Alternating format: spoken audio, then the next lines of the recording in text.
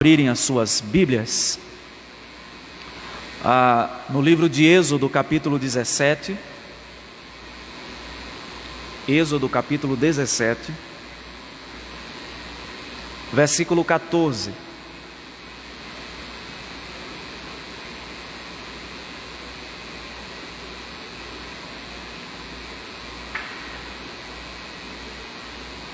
Êxodo, capítulo 17, versículo 14. Durante o mês de outubro, nós demos uma pausa nos estudos no livro de Provérbios, considerando que outubro é o mês da reforma.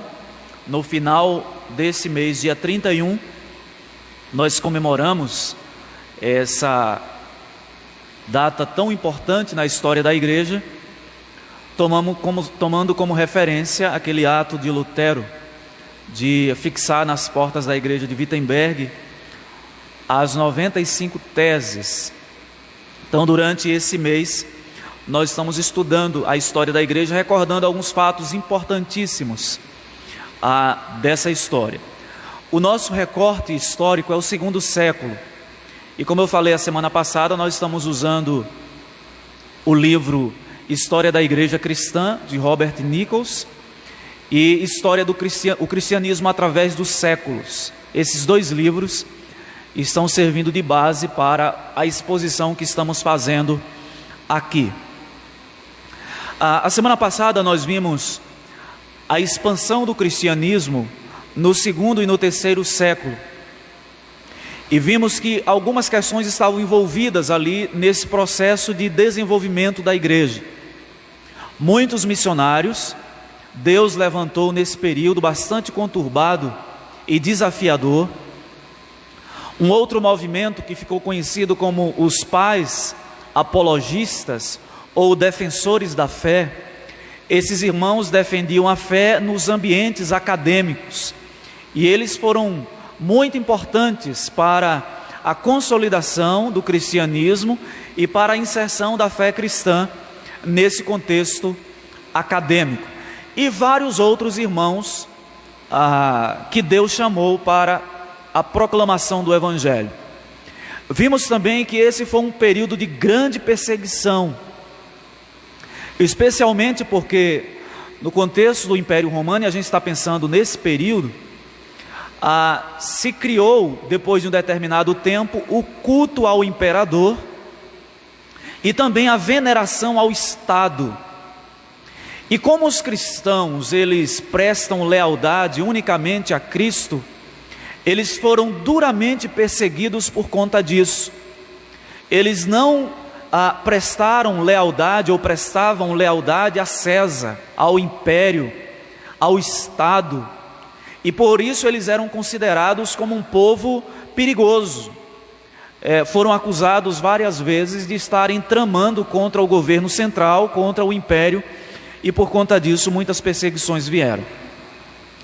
A partir de 311, esse panorama mudou um pouco, partindo de dois eventos que nós vamos falar um pouco mais deles hoje no nosso estudo, que foram dois documentos. Um que foi promulgado em 311, o Edito de Tolerância, que reconheceu que a perseguição contra os cristãos no Império Romano era insana. Aquilo era algo que não poderia continuar acontecendo. Isso em 311. Esse edito foi promulgado por um imperador romano chamado Galério. 2 anos depois, em 313, que nós vamos falar um pouco mais sobre esse edito ou esse édito, Constantino e Licínio, eles promulgaram um novo documento em que eles davam liberdade a todas as religiões dentro do Império Romano. Eles poderiam exercer a sua fé, inclusive o cristianismo, livremente. E isso foi um passo muito importante para a consolidação e a expansão da fé nesse período. Então, nós vimos isso a semana passada. Hoje, nós vamos continuar a história a partir do século IV, 313 até 590, nós vamos cobrir um pouco aí essa história. Eu quero ler o texto com os irmãos que eu mencionei, de Êxodo capítulo 17, versículo 14. Diz assim o texto da palavra do Senhor: Então disse o Senhor a Moisés: escreve isto para a memória num livro e repete-o a Josué, porque eu hei de riscar totalmente a memória de Amaleque de debaixo do céu. Por que eu li esse texto? Porque aqui nós vemos, meus irmãos, a importância que Deus dá à história e o registro dela. A história é muito importante que a gente conheça ela. Não podemos desprezar a história, porque nós entendemos que ela é, como diziam os reformadores, o grande palco onde Deus exibe a sua glória, a sua providência, o seu amor, a sua bondade, misericórdia, mas também a sua justiça, santidade, severidade. Então, a gente não pode esquecer que a história tem uma importância muito grande para a igreja do Senhor. A história geral e a história da igreja.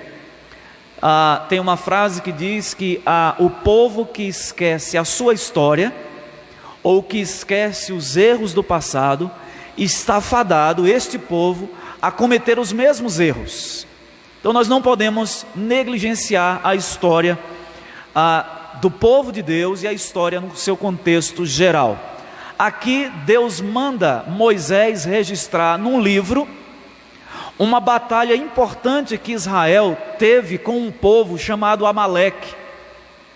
E Deus disse a Moisés: escreve o que está acontecendo num livro, e mais do que isso, repete a Josué, passa para ele, porque eu vou riscar o nome de Amaleque debaixo dos céus, e eu quero que isso fique registrado. Eu não quero que vocês se esqueçam disso. A semana passada eu mencionei um fato importante. Durante a peregrinação do povo pelo deserto, depois de atravessarem o rio Jordão, Deus mandou o povo colher algumas pedras do rio e mandou Josué construir um altar de pedras lavradas. E Deus disse o seguinte: construam esse altar para que os filhos de vocês perguntem o que é que aquilo significa. E quando eles fizerem essa pergunta, vocês vão aproveitar a oportunidade e recontar a história da redenção. Vocês vão falar dos feitos de Deus, vão falar do que aconteceu para que o povo entrasse como escravo no Egito, e como Deus libertou vocês de lá com mão poderosa e os conduziu pelo deserto. Portanto, esse altar de pedras servirá como um link para que vocês contem a história da redenção. Então, meus irmãos, pensando nisso, nós resolvemos durante esse mês de outubro relembrar esses fatos importantes. Hoje nós vamos falar sobre a igreja ainda no território romano. Vamos nos aprofundar um pouco mais nas estratégias de Constantino. Esse Edito de Milão, ele não veio à toa. Constantino tinha propósitos políticos ao editar esse documento, dando liberdade a todas as religiões. Nós vamos ver também como a igreja estava se comportando nesse período.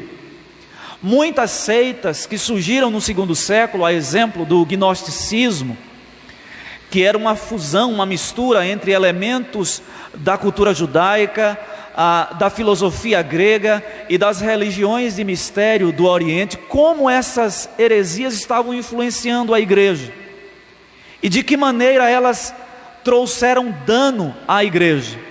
Isso fez com que surgisse um grupo de irmãos desejosos de viver uma vida mais santa, e aí foi onde surgiu o estilo de vida monástica, né?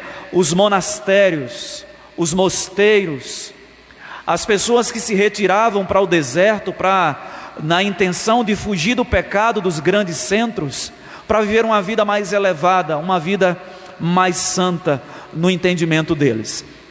É nesse contexto que surge a ordem beneditina, né? e nós vamos ver um pouco sobre o surgimento dessa ordem.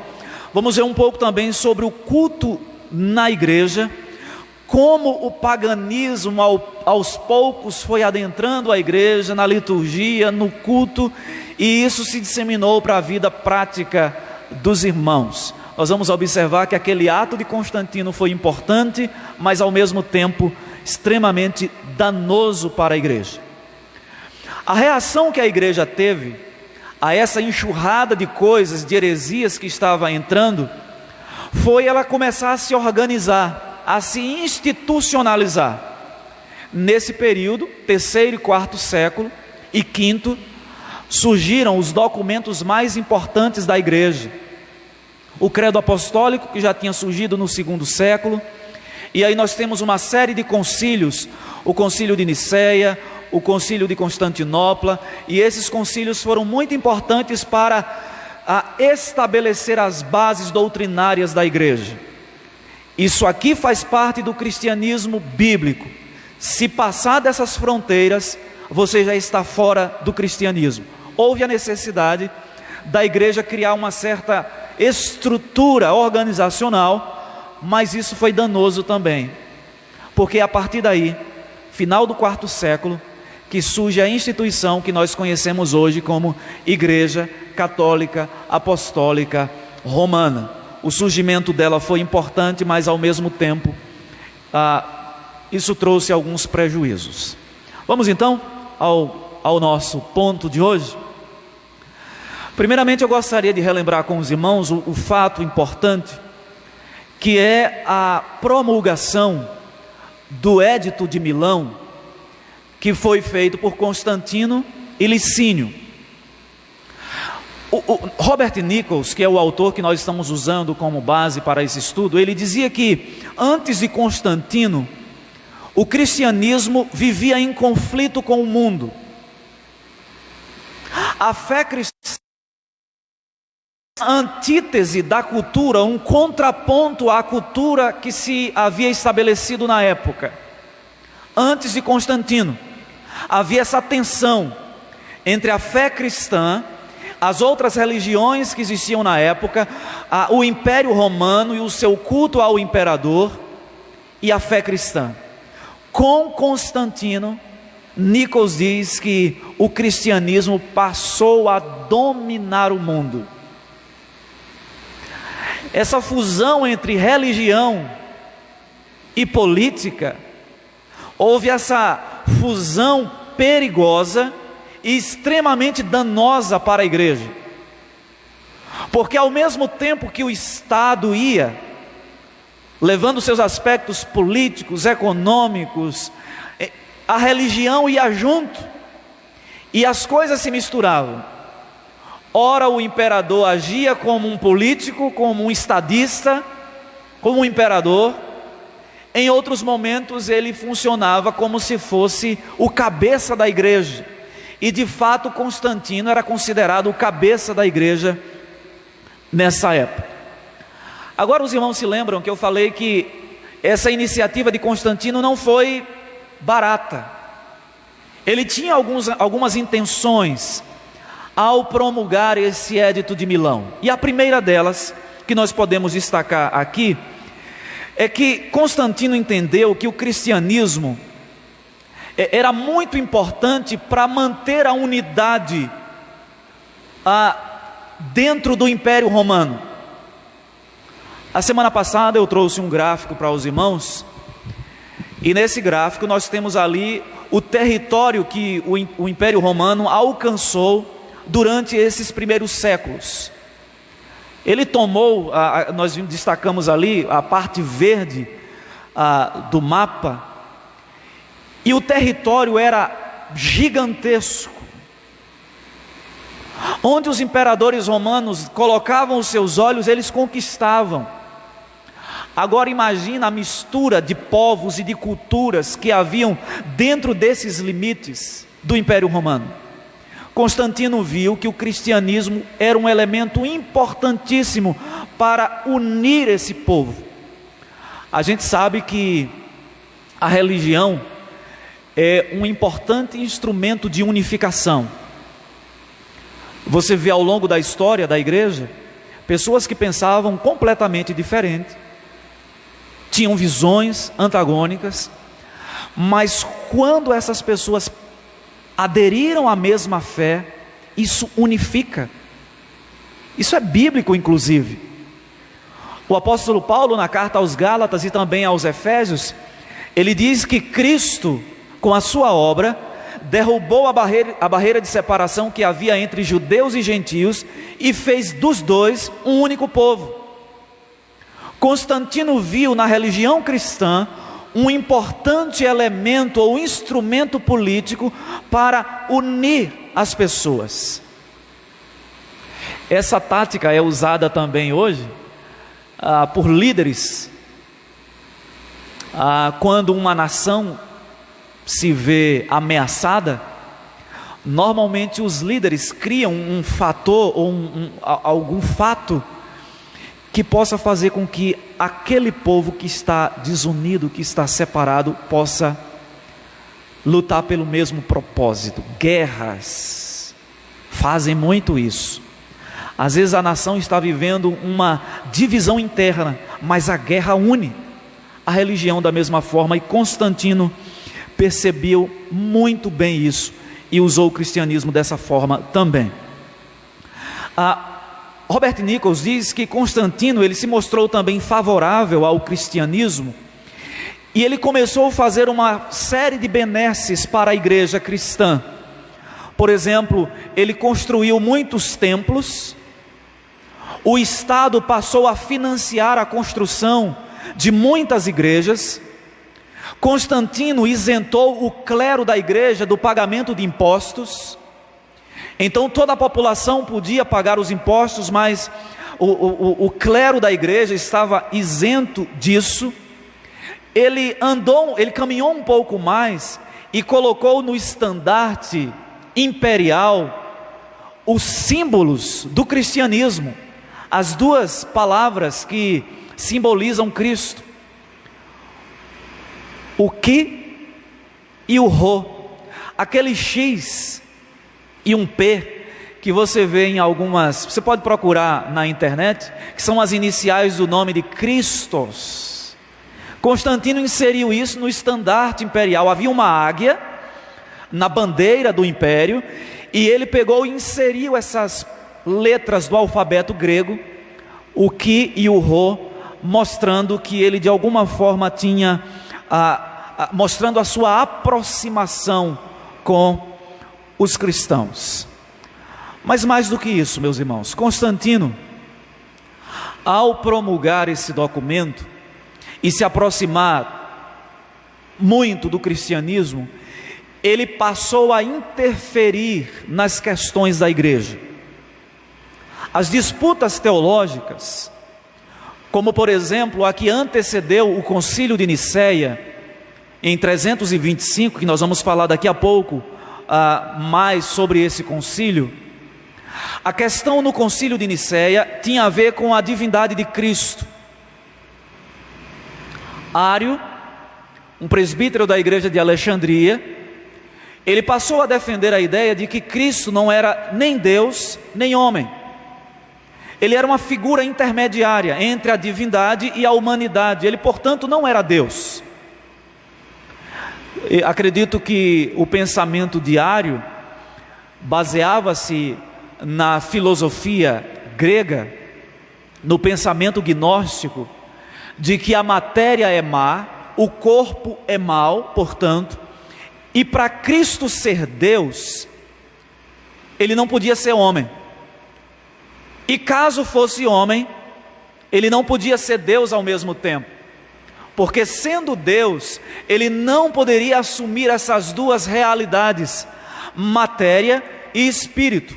Então o concílio de Nicéia foi convocado por Constantino para discutir, para dirimir essa dúvida a respeito da divindade de Cristo. Mas Constantino não oficializou o cristianismo como religião do império. Algumas pessoas até defendem isso, que Constantino, com o Édito de Milão, ele estava oficializando, mas não. Isso veio a acontecer posteriormente em 380, como eu já falei aqui para os irmãos, por meio de um imperador chamado Teodósio. Em 380, este imperador, ele disse que todos aqueles que estavam dentro dos limites do império, forçosamente deveriam confessar a fé cristã, conforme estabelecida no Concílio de Nicéia, alguns anos antes, em 325. Eu trago uma citação aqui de Robert Nichols, falando a respeito dessa manobra de Teodósio, em 380, ele diz o seguinte: poucos anos depois, 380, Teodósio, imperador cristão do Oriente, baixou um decreto pelo qual todos os súditos do império deveriam aceitar a fé cristã como estabelecida pelo Concílio de Nicéia. Isso parece bom, mas não é. Meus irmãos, isso fez com que multidões de pessoas entrassem na igreja. E pior, essas pessoas assumiam cargos sem jamais terem experimentado a conversão. Porque afinal de contas, elas eram obrigadas, e era até uma espécie de status. Porque uma vez que o cristianismo, tornando-se a religião oficial do império, o cristão, ele de alguma forma se sentia fortalecido, o cristão entre aspas, porque afinal de contas, a sua religião era aceita e promovida pelo império. Nessa época foi desenvolvida uma prática chamada simonia, que era a compra e venda de cargos eclesiásticos. Ou seja, se você não tinha nenhuma projeção religiosa, mas você queria ter proeminência, você podia comprar um cargo, seja do bispado, para ser padre, ou para exercer alguma influência dentro da igreja. Só abrindo um parêntese aqui, eu acredito que nós estamos experimentando um pouco disso no cristianismo moderno. Depois que muitos artistas passaram a professar publicamente que eram evangélicos, que eram cristãos, ser cristão, muitas vezes, passou a ser uma questão de status. E quantas vezes eu vejo irmãos dizendo assim, porque um jogador fulano de tal coloca lá uma faixa, eu sou de Cristo, ou coloca nas suas redes sociais versículos bíblicos, ou postam fotos participando de culto, e as pessoas colocam isso como se ou pessoas, aqueles que fazem parte do ambiente acadêmico, e aí as pessoas agora se declaram evangélicas e cristãs, porque afinal de contas, isso é um status, porque fulano, beltrano, ciclano também é da minha igreja. Mais ou menos isso que estava acontecendo nessa época. Ser cristão passou a ser uma questão de status. Agora, meus irmãos, imagina aquela religião, como eu já falei aqui, que era o patinho feio do Império Romano, que era destinado àquelas pessoas consideradas escórias da sociedade, que não tinham nenhuma projeção econômica, política, ideológica. De repente essa religião é elevada a um posto de religião oficial. Os danos que isso trouxe para a igreja. O paganismo passou a entrar na igreja e foi necessário que ela tomasse algumas medidas, especialmente relacionadas à questão da disciplina, para tratar essas questões morais, os escândalos morais que começaram a surgir nessa época, porque muita gente passou a aderir à fé cristã, sem de fato terem sido convertidas. Então, algumas práticas imorais mais severas, eram tratadas pelo instrumento da excomunhão. Então a pessoa era excomungada da igreja, a depender da prática que ela tinha. E a gente sabe que, baseando-se no pensamento de Agostinho, a Igreja Católica desenvolveu a teologia de que a igreja, não no sentido bíblico, mas no sentido católico, é a mãe de todos aqueles que estão nela. Se alguém, portanto, está fora da igreja, está excluído automaticamente da graça de Deus. É por isso que hoje, ainda hoje, no pensamento católico, o medo do católico é ser excomungado pelo Papa. Porque a ideia de excomunhão é como se a pessoa perdesse a graça, e de fato perde no pensamento católico a graça. Por isso que há esse medo. Então a igreja criou esse instrumento para poder regularizar isso. As ofensas menores, não tão graves, elas deveriam ser pagas com penitências. A pessoa deveria, por exemplo, fazer confissões públicas, ela deveria fazer jejuns, orações, rezar isso, aquilo outro, não sei quantas Ave Marias. Isso se fortaleceu depois, mas a ideia de pagar penitência começa a surgir nesse contexto. Uma outra reação que um grupo de irmãos passou a ter durante esse período foi o que ficou conhecido como o monaquismo ou o monasticismo. Muitos irmãos desejosos de viver uma vida mais piedosa, eles estavam insatisfeitos com a igreja, com as práticas da igreja, com o nível moral que a igreja estava vivendo. Então eles entenderam o seguinte: nós precisamos desenvolver um estilo de vida que a gente tenha uma vida mais santa. E muitos decidiram viver a vida monástica. Nessa época se construiu muitos monastérios ou mosteiros. Os mosteiros eram aquelas grandes estruturas, né, cercadas por muros, e dentro daquelas estruturas tinham ali castelos ou moradias, onde essas pessoas se afastavam da cidade e elas iam para lá. E ali elas se dedicavam à oração, elas se dedicavam ao estudo, ao silêncio, aos jejuns, e entendiam que dessa forma elas estavam, por exemplo, garantindo a salvação. A igreja está muito poluída por coisas que não prestam, e nós precisamos nos afastar do mundo, e precisamos criar um estilo de vida que nos possibilite viver de maneira mais santa, afastada do mundo. A ideia era de que eles estavam agora sendo separados, santificados, ao se afastarem do mundo e se enclausurarem atrás daqueles muros. O que eles não contavam, meus irmãos, é que quando eles adentraram aqueles muros, o pecado entrou com eles no coração.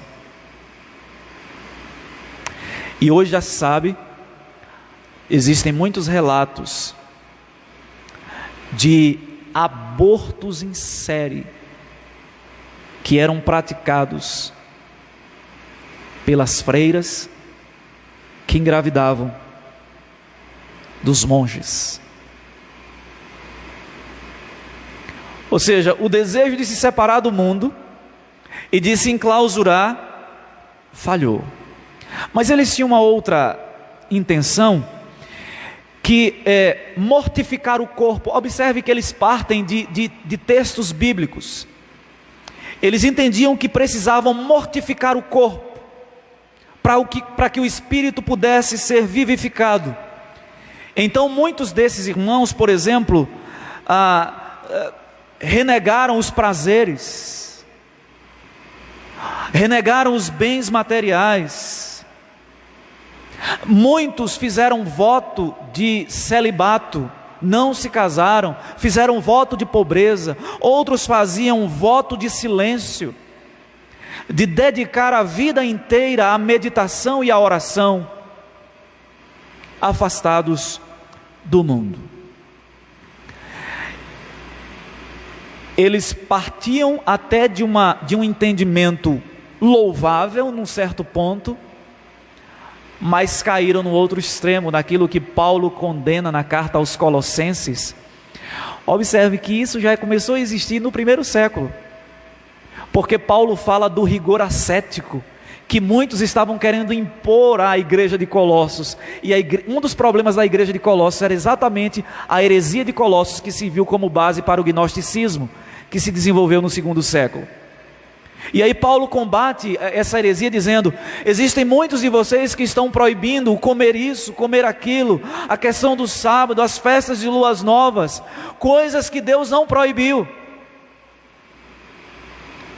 Esses irmãos aqui nesse período, eles estavam partindo do entendimento de que a igreja estava muito corrompida pelo pecado e queriam viver uma vida mais santa. Eu trago aqui uma citação de Robert Nichols comentando sobre essa parte. Ele diz: chegou-se assim a pensar que a vida religiosa, tanto para homens quanto para mulheres, seria renunciar a todos os bens, morar em alojamentos pobres, sem conforto, vestir-se com simplicidade, alimentar-se muito pouco, dormir pouco, flagelar-se em penitência e viver em celibato, ou seja, não se casar. Porque todas essas práticas envolvem o corpo, a matéria, e a matéria é má. Nesse período, e aí eu já menciono aqui a ordem beneditina, os franciscanos, eles surgem depois. A ordem beneditina surge no IV século, com um homem chamado São Bento de Núrcia, na Itália, e ele entendeu que os crentes e os monges precisavam ter uma vida mais pura. Eles precisavam viver mais devotos a Deus, e ele, portanto, criou essa ordem, a ordem beneditina, que tinham pelo menos 3 características que eu destaco aqui. O voto era para toda a vida, ou seja, quem aderisse à ordem beneditina tinha que ter consciência de que estava fazendo um voto do qual não podia mais voltar atrás. Segunda característica: era requerido da pessoa o abandono das propriedades. Se ela tinha alguma terra, se tinha algum bem, essa pessoa precisava abandonar tudo. E a terceira característica: a abstinência dos prazeres, obediência aos superiores, silêncio e humildade. Essas eram algumas das principais marcas da ordem beneditina.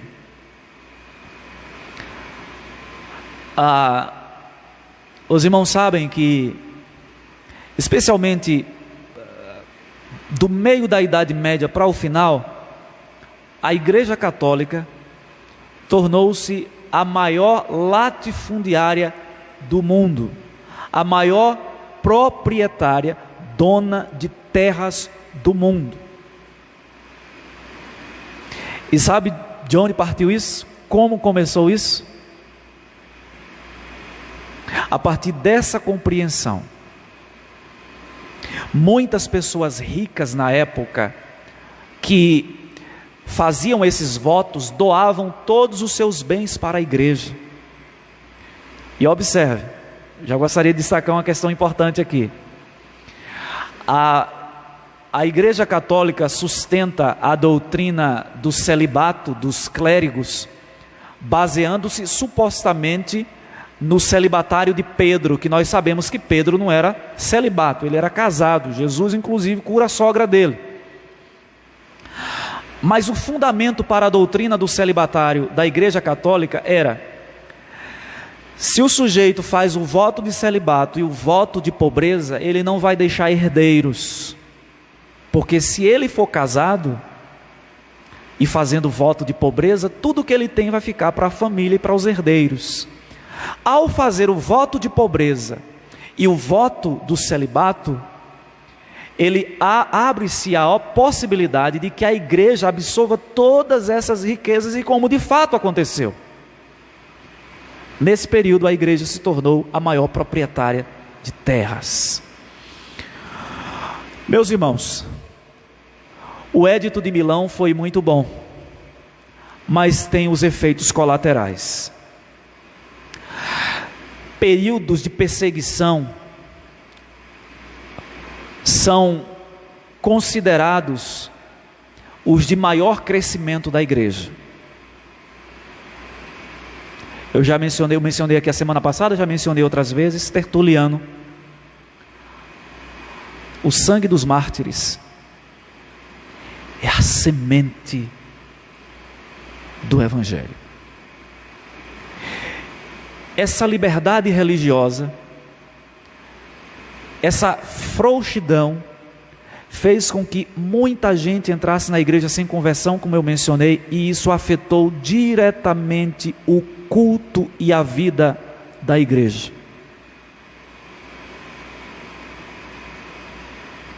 O paganismo entrou velozmente na igreja. Eu trago aqui alguns pontos que Robert Nichols destaca. O culto aos santos. Aquelas pessoas que tinham feito grandes obras pela igreja, ou que tinham morrido por causa da igreja, essas pessoas passaram a ser veneradas e adoradas. Depois de um tempo, se entendeu que essas pessoas eram tão santas que os seus pedidos poderiam ser direcionados a eles, porque Deus iria ouvir com base na justiça, na vida justa que estes santos tiveram aqui no mundo. Os lugares onde essas pessoas nasceram passaram a ser visitados, grandes peregrinações passaram a ser feitas em direção a estas cidades onde eles nasceram. Objetos que eles usaram, copos, pratos, talheres, objetos pessoais, passaram a ser venerados como relíquias. E no final do quinto século, isso foi um pulo só, no final do quinto século, o culto à Virgem Maria, considerada uma dessas santas, já começou a ser estabelecido. Já no final do quinto século.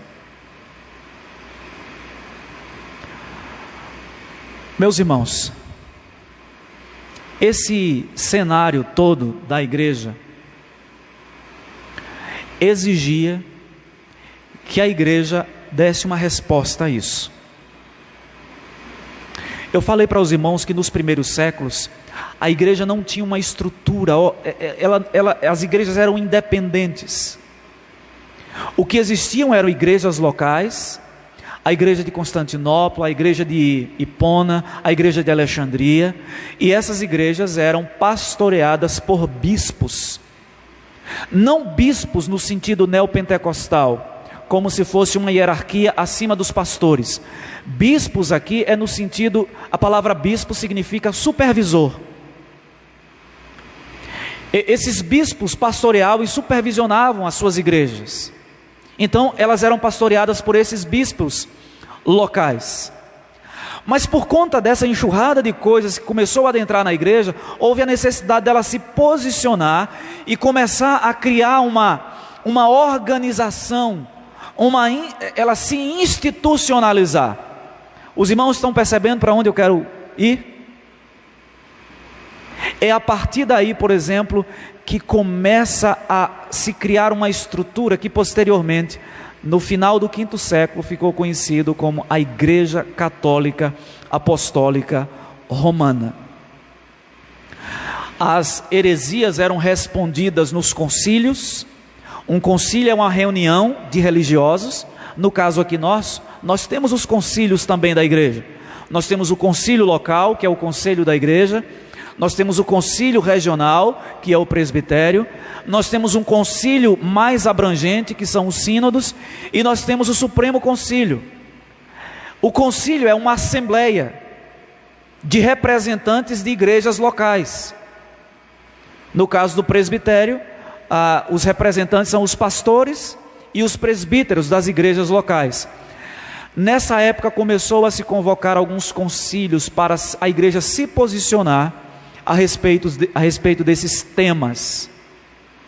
que eram objeto de discórdia na época. E aí, como eu já mencionei, eu repito novamente, o famoso Concílio de Nicéia, que foi convocado para combater a heresia ariana.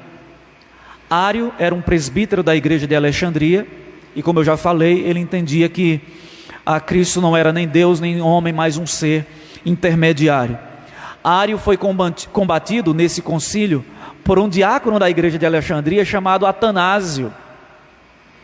Então o concílio de Nicéia, em 325, versou sobre essa questão, e ao final o concílio de Nicéia se posicionou, afirmando a divindade e a humanidade de Cristo. Aliás, afirmando a dupla natureza de Cristo, a natureza humana e a natureza divina.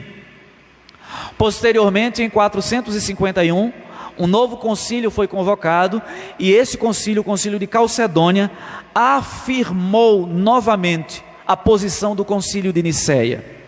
Então, essas controvérsias, elas foram resolvidas nestes concílios. Agora, um detalhe importante. A partir desses concílios, começou a se perceber que um corpo de liderança começava a se formar na igreja. Esses concílios eram formados pelos bispos, que eram dirigentes de igrejas locais, e os bispos das capitais, os mais importantes, eles ganharam proeminência em relação aos demais. Então, alguns bispos se destacaram acima dos demais bispos. Por exemplo, o bispo de Roma, a antiga capital do império, o bispo de Constantinopla, a capital do Império Romano do Oriente, o bispo de Alexandria, o bispo de Antioquia e o bispo de Jerusalém. Agora, entre os bispos, havia o bispo dos bispos, o bispo de Roma,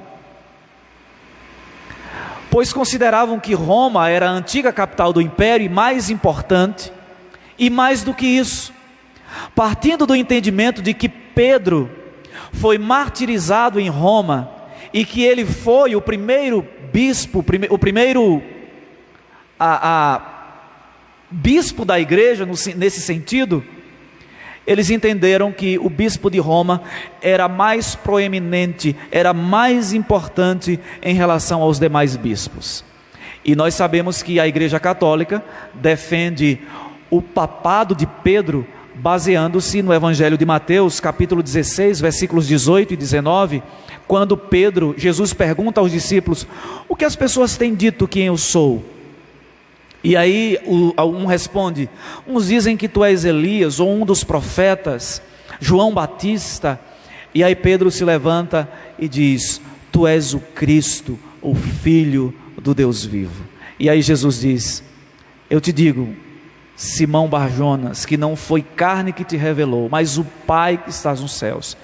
Tu és pedra, Pedro, e sobre esta pedra edificarei a minha igreja, e as portas do inferno não prevalecerão contra ela. A Igreja Católica baseia-se nessa passagem para afirmar a supremacia de Pedro em relação aos demais apóstolos. Como ele viveu em Roma, foi martirizado lá, portanto ele é o primeiro Papa.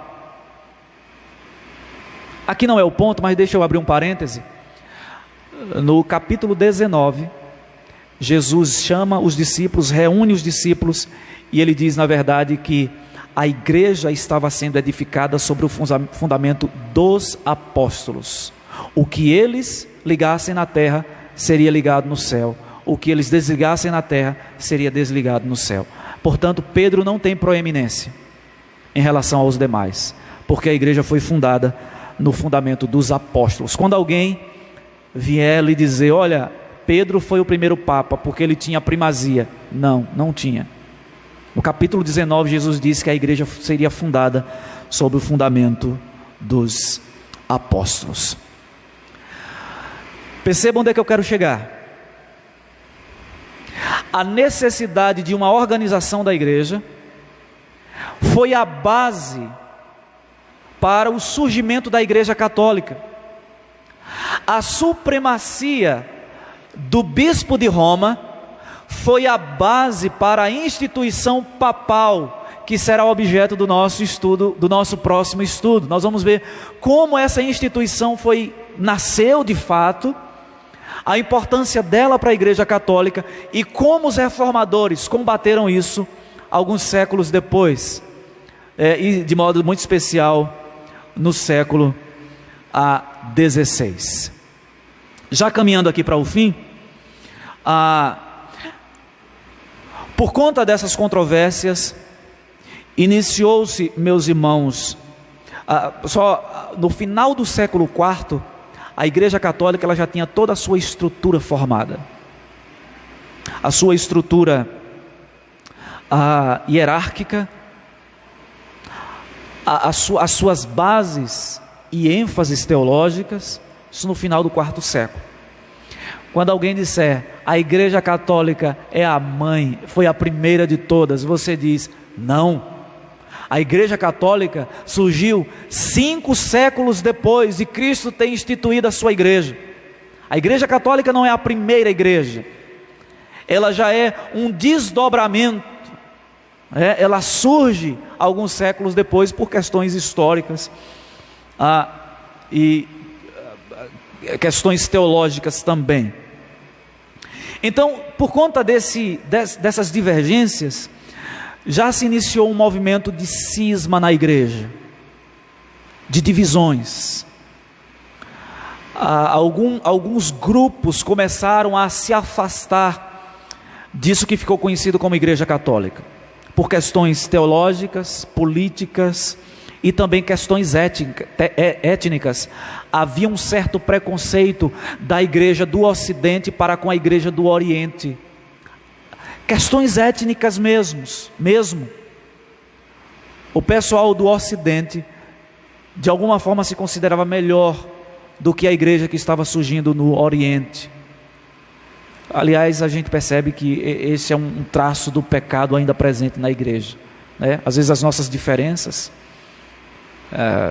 sociais e de ideias nos mais diversos temas, às vezes costumam criar rupturas, criar fissuras na comunhão da igreja e até nas nossas relações interpessoais.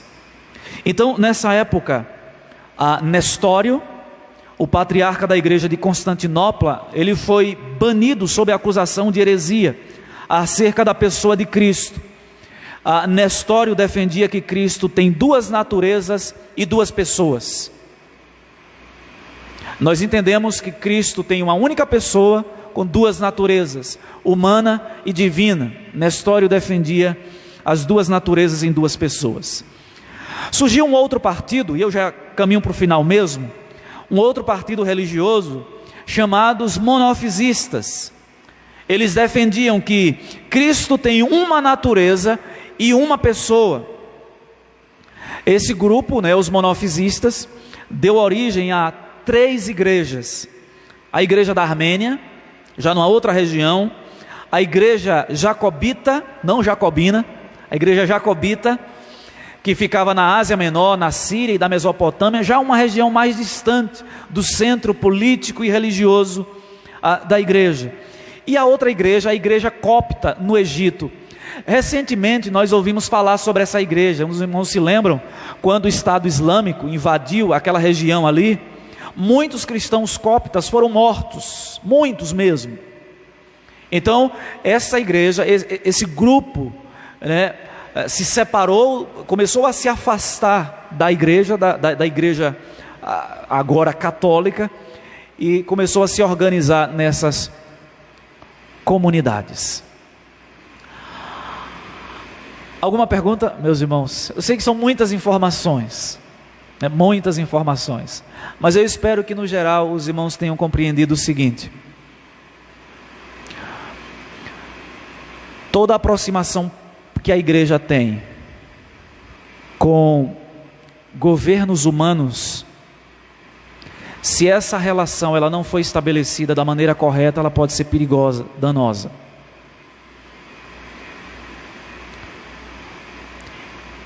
Essa fusão, essa aproximação, ela perdurou muito tempo até depois da reforma.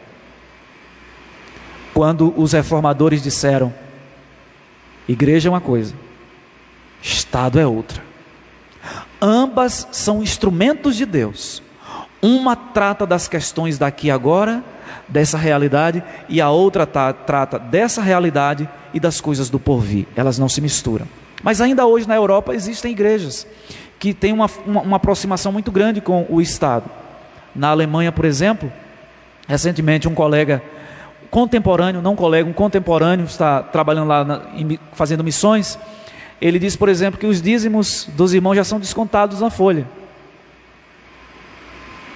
E aí o Estado repassa para a igreja. Ou seja, uma aproximação muito grande. Esse é o primeiro ponto que eu gostaria de deixar para os irmãos. Segundo, todo período de paz pode ser perigoso para a igreja e para mim e para você.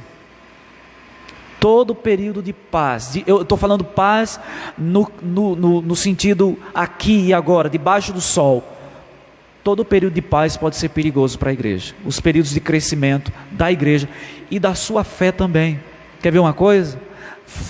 Volte um pouco a fita da sua vida cristã e você vai perceber que talvez os momentos de mais crescimento, de mais oração, de mais leitura da palavra, foram aqueles momentos que Deus conduziu você por vales sombrios, te assolou com dores e adversidades, porque as adversidades forçosamente levam os servos de Deus para perto dele. O ímpio não, pragueja e se afasta mais e mais de Deus. Mas o servo de Deus, ele sofre, ele pode até esfriar momentaneamente, mas quando ele passa por aquilo, ele sai mais fortalecido, mais encorajado, a sua fé mais amadurecida. Terceiro e último, meus irmãos,